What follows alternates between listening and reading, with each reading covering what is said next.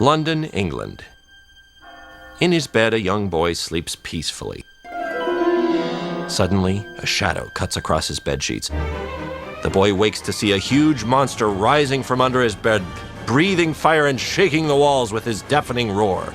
The boy is terrified. In Africa, a boy wakes up to see a fearsome monster charging towards him, and the boy wails in fear. Around the world, similar events take place. We get the idea that monsters are terrifying children across the globe. Except in Belgium.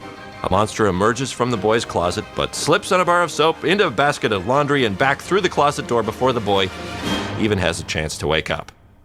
The clumsy monster emerges from the door, looks around to make sure nobody saw him, untangles a mess of laundry and clutter from his head, and strides out into the workroom.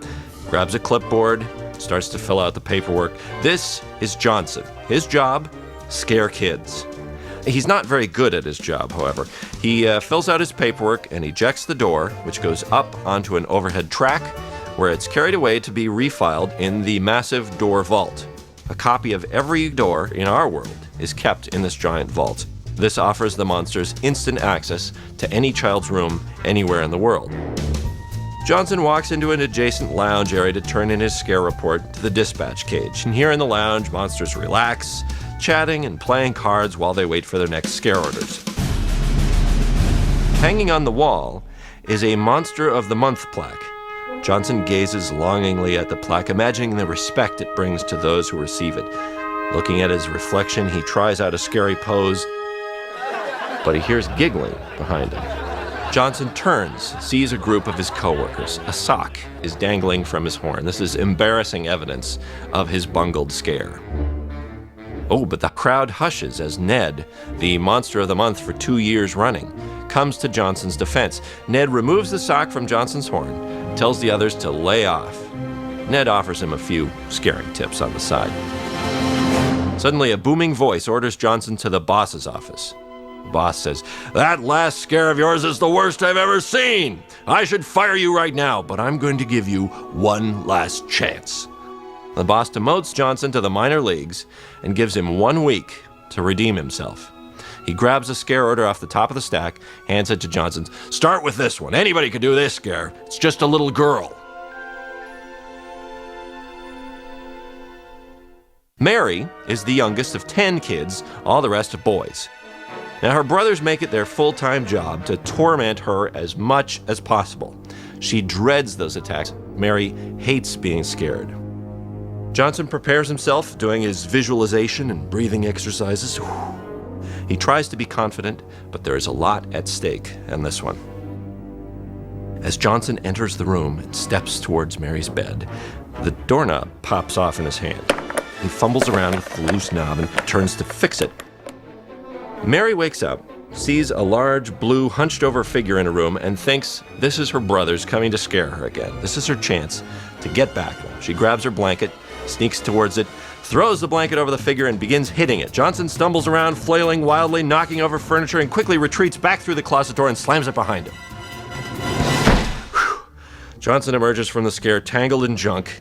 He rushes off to the locker room to tidy up.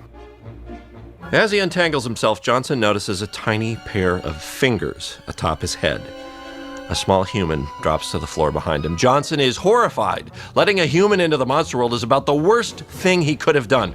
For her part, Mary is very angry. She's sure this beast is her brother Paul in an elaborate disguise. However, she doesn't have time to investigate. Johnson quickly wraps her in a blanket, stuffs her in a locker, out of sight from the coworkers. It's quitting time, so he has to try and act casual as he impatiently waits for the others to clean up and leave. But once the coast is clear, Johnson grabs Mary, tries to return her to her bedroom.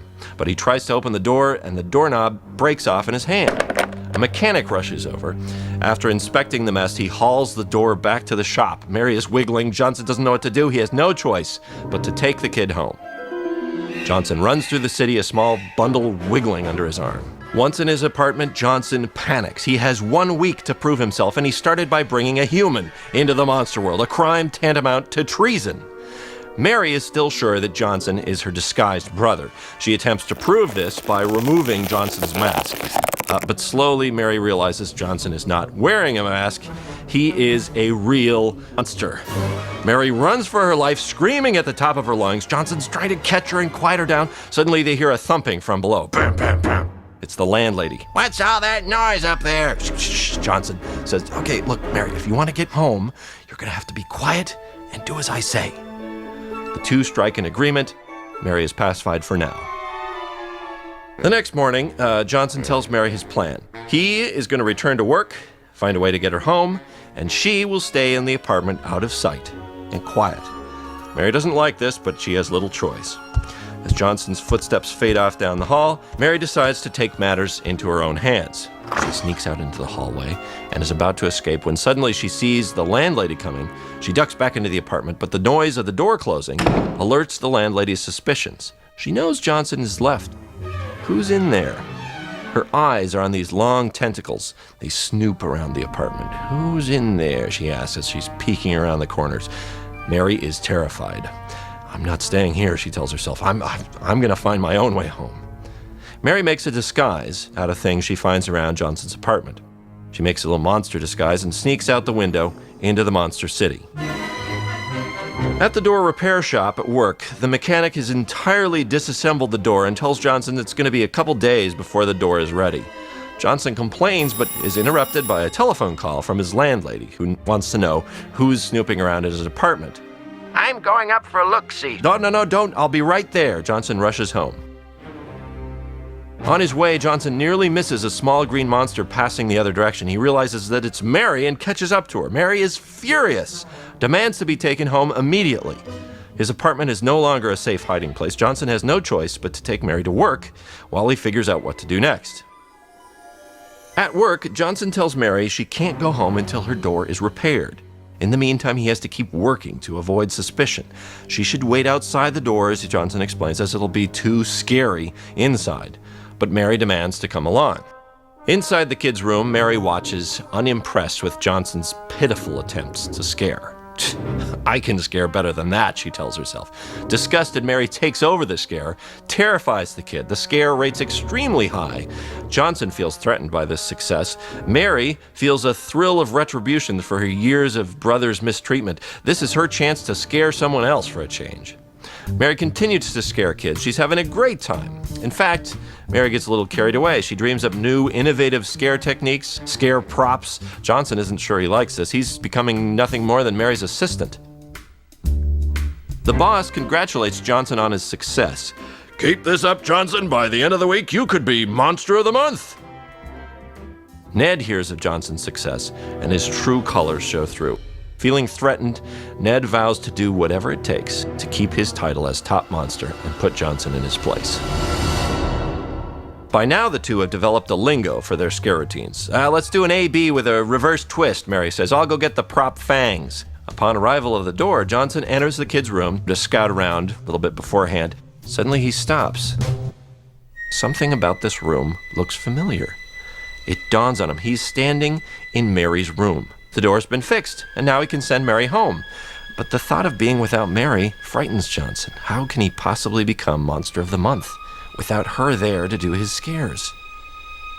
Leaving the room, Johnson sees Mary returning. Quickly, Johnson removes a telltale drawing from the front of the door, hides it from her view, and ejects the door just as Mary returns. The new door arrives, and the two move on to the next scare without Mary noticing a thing.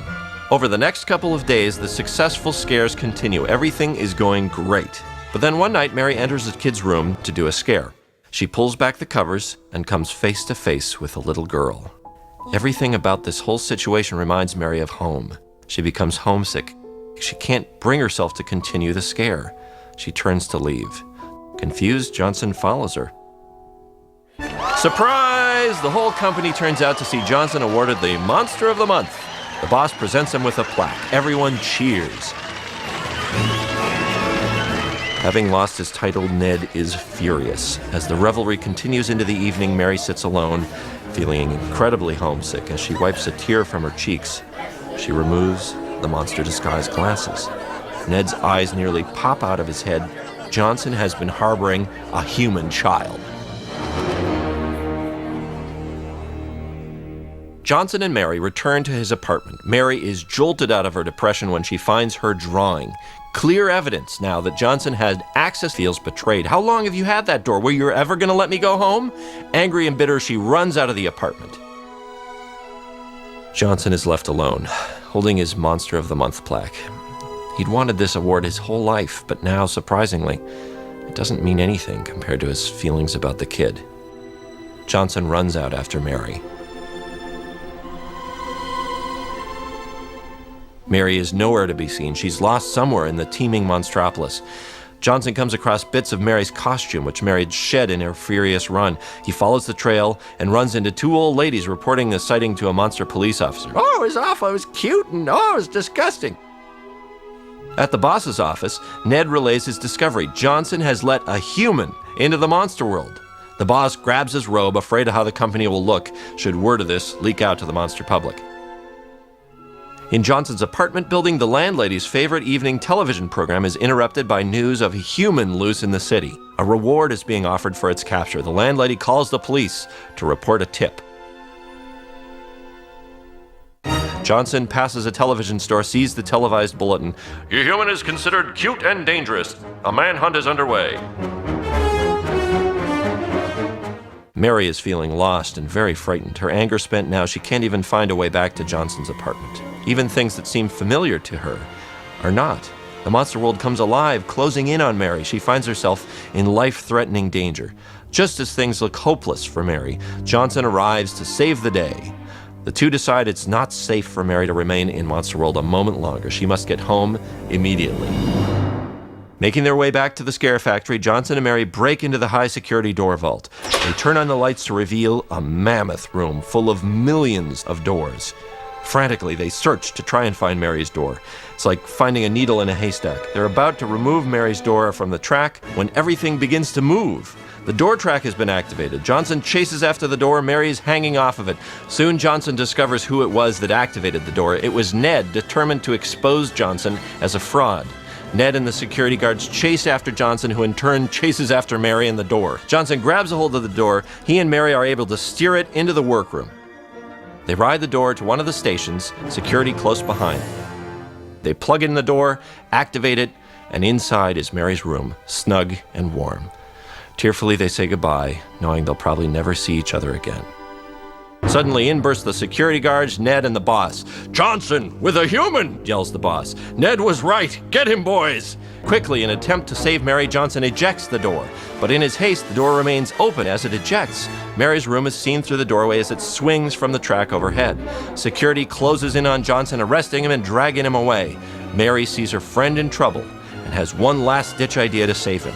Timing it just right, she loosens the bolt atop the door, causing it to fall from the track. It falls towards the ground, heading straight for Johnson. The security monsters scatter in all directions. The door completely envelops Johnson and smashes into a million pieces on the workroom floor.